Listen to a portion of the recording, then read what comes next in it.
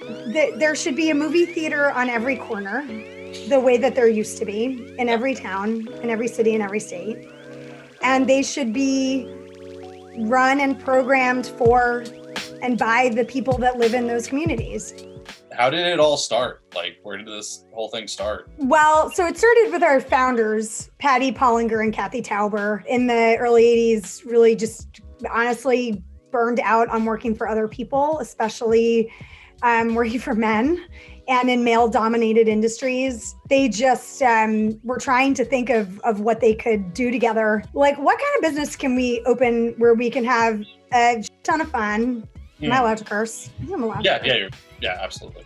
Really, what ended up happening is they looked around and video stores were cropping up left and right, but none of them were stocking the kinds of movies Patty and Kathy wanted to see. Decided to open. They opened with 800 tapes, VHS tapes. They had like almost no money. Our original location was a couple blocks from the beach in Santa Monica. And then they grew this business that just, became incredibly beloved, not just in the city, but really like nationally was recognized. And it really centered on community and on making a space that people could afford. At any point, even towards the end, when I got involved in 2016, you could walk into Vidiots and see all of Los Angeles represented in that space. They did it. And so now we're just taking that and moving it and expanding on the mission with this new space. Now you're moving to Eagle Rock and opening up a theater there. Can you just go off about that, please? Oh, I would love to go off about that.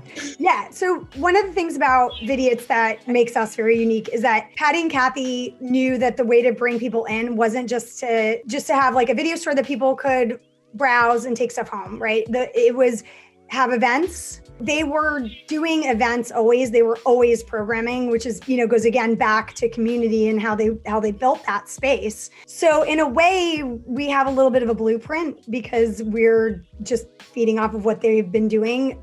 We knew when we had to shutter in Santa Monica that we were going to do it with the intention of reopening. We didn't necessarily know how we were going to get to that. Yeah. And it was a long haul. It took a lot of advisors and a lot of people early on who said, we will help you. Like Jenny Jacoby in Austin, who helped write our business plan, and Anna Perna, who took us in for a couple of years while we were figuring out what that business plan would be. Once we sort of knew what we needed, and we did that largely by looking at Los Angeles in the same way Patty and Kathy did in the 80s. We looked at Los Angeles and we tried to think of what was missing. And I've been here for 22 years and I've always lived on the East Side. And I've always known we were missing an art house, rep cinema, really catering to the community that it lives in on the East Side of LA. We needed a venue that would be really catering to its community. And so we started looking at the East Side, and we didn't really know. I was like looking at like auto body shops. But when I drove past the Eagle, which on the East Side of LA has long been known as the Stop Suffering Church, I drove by, it had a for lease sign on it. And then 2 tweets went out within a few hours, one from our angel, Noah Segan, one from Keith Calder, who had done events with us and was on advisory. And they both referenced the church as which is a movie theater. It was built in 1929 and ran for 70 years as an independent movie house, went through the whole wave of movie house transitions, including a Pussycat Theater. And I called our partner who was working with me on the real estate and just said, I think this is it. And I think if this doesn't work out, I don't really know where we're going to go from here. Our landlords turned out to be former Vidiots customers. Oh, and they are angels. They are just saints. They really wanted a female founded business. They wanted a single tenant on the building. And the reason why it worked for us is because it's this huge movie theater. It was at one point 800 seats. We haven't been able to show it to too many people because we started, raising money and we got into the building only 5 months before COVID hit. I think people have this vision that it's this cute little movie theater. And I'm like, no, it's really big. But it has a storefront attached to it. And that is what allowed us to really envision the plan that we had essentially already come up with. Since things are kind of cyclical, like we see like fashion coming back in, and like roller skating is something that's really taken off during COVID, unless that's just on my Instagram feed. But I feel like that's blown up. I've watched Xanadu like 3 times during COVID. We live in Los Angeles, so of course it's a very strong film community here in many different like aspects. But do you think in different like pockets of the country, because film like work is springing up all over, like across, like in Texas and Atlanta, and you have parts of like in like Chattanooga has like a really healthy like film community.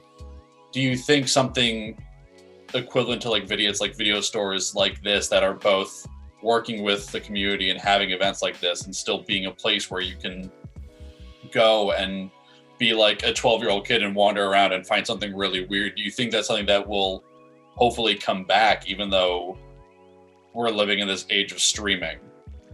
I mean, I'm not only do I think it will, I'm banking on it. The art house community has found a way to talk to each other and to be aware of what they're doing and to share information and things like that. Every time I hear of a video store that still exists, I get happy. I feel less alone in the world with this project. I mean, I think if there's one thing, one of millions and millions of things we've learned during this time, it's that algorithms cannot replace people when it comes to engaging around the arts. It doesn't work.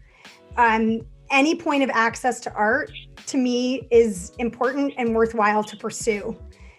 There should never be one point of access. So this idea that streaming came along and everybody ran to the shiny new thing, and then that resulted in this devastation for another point of access, that in my opinion is better for a lot of people. Your 12, 13-year-old kid, for instance, I started working at Vidiots when my daughter was 3. She couldn't read yet. Watching her run around the video store for the first time was completely enlightening. She had an interaction and an agency with the art form that I love, that I had never seen her have before. She was picking things up. She was looking at them. She picked her own stack. She watched all those movies. She knew she had to return them. She talked to the clerks about them when she returned them. She was 3. And she had that experience. She cannot have that with an algorithm. Someone had to pick for her. Someone had to give her those choices, and they weren't choices there weren't enough choices for even a 3-year-old. A 3-year-old needs as many choices as you do or I do. Yeah. And that's how people fall in love with an art form, is by having a lot of choice and a lot of freedom and a lot of points of access. So, and equitable access. Kate Hagen's piece, her latest update, is an amazing thing where she is tracking all of the existing video stores with a shared document that's getting now emailed around and passed around to as many people as she can get it to. And we're filling out our information about our video stores. Who are our founders? What year were we founded? What kind of specialty items do we have? And I wanted to jump up and down this morning reading how many video stores are still there, how many I didn't know about. And the long game for Vidiots is to create this kind of community and to help other places that need more points of access, affordable access, start something like Vidiots wherever they happen to be. We're doing this because we know the value of it. The technology absolutely still exists, and it's absolutely still better than streaming. You don't get a DVD extra. You don't get a director's commentary. You know, this is ridiculous to think this technology is somehow outdated. I have DVDs from college in the early 90s that still work. For a long time, people were making movies on tape. They weren't making movies on film. Yep. They didn't have the resources for it. If you want to see yourself on screen, and again, you're not the person that Hollywood has been making movies about for the last gazillion years. You have to use what resources you have. And for a long time, that was tape. And now those films, which are incredibly important in the history of film, are just kind of getting let to slip through our fingers. We have 11,000 tapes at Vidiots. We have a slightly over 50,000 title collection. Most of that is DVD and Blu-ray. We're not trying to get you pop in your tape. What of all of those titles, Alex Winter's early work, Heather Ray is a producer who's amazing, a native producer who has been has an incredible body of work, but we have her first film on VHS that she dropped off to Patty and Kathy some point in the 90s and said, I made this and I just would like you guys to have it. And how do you understand Heather and her work if you don't get to go all the way back to her full filmography?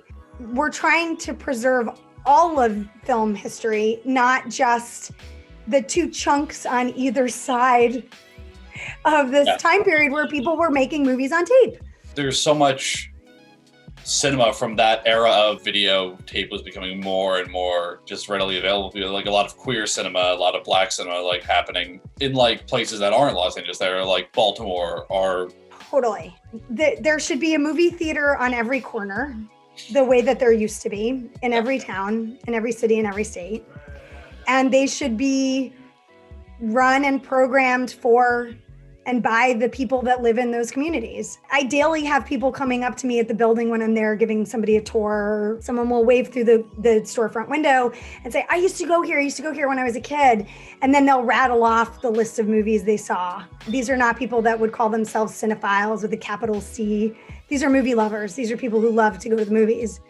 And that's kind of what I am more than anything. What's the best thing for people to get involved with this? Yeah, I mean, people can totally DM us through socials. I answer all the DMs. We have a website, info@vidiotsfoundation.org is our general email, and our website is vidiotsfoundation.org. Small donations are amazing. They're supporting basically our operations while we're in this period.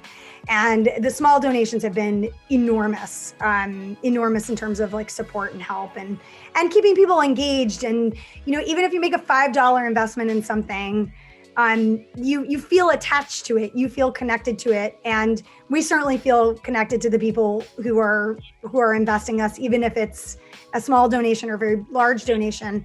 Right now, we're in this campaign to bring in what we're calling founding members. And those start at levels like 5K and above, which is a real stretch, I think, for a lot of us. But I had a friend recently say, well, I can't do 5K, but I really want to be a founding member. What can I do? And I said, could you fundraise for it? Could you do a GoFundMe? Could you bring in 10 friends and then you come up with a rad founding member name to represent all of you, and we'll put you on the wall? And a couple of people have actually done that and have been able to get to the 5K, and eventually we will be a member organization. So as we get closer, we will unroll your annual membership the same way you would join the museum or, your local nonprofit that you love. Awareness building is I would say the most challenging thing to navigate during a global pandemic. Mm-hmm. Yeah. And so certainly people posting on their Instagram and tweeting about our story, and that does wonders. People don't realize the power they have when they share something that they love with other people. Vidiots is a representation of the movies and a representation of LA. And when all this is over, I want the movies in LA to be not back to normal, back to better. I want to see those things back to better. And that's why we're just digging our heels in and keeping the train on her tracks so that we can do this in person and continue to do it virtually when the time comes, because we're going to need it bad.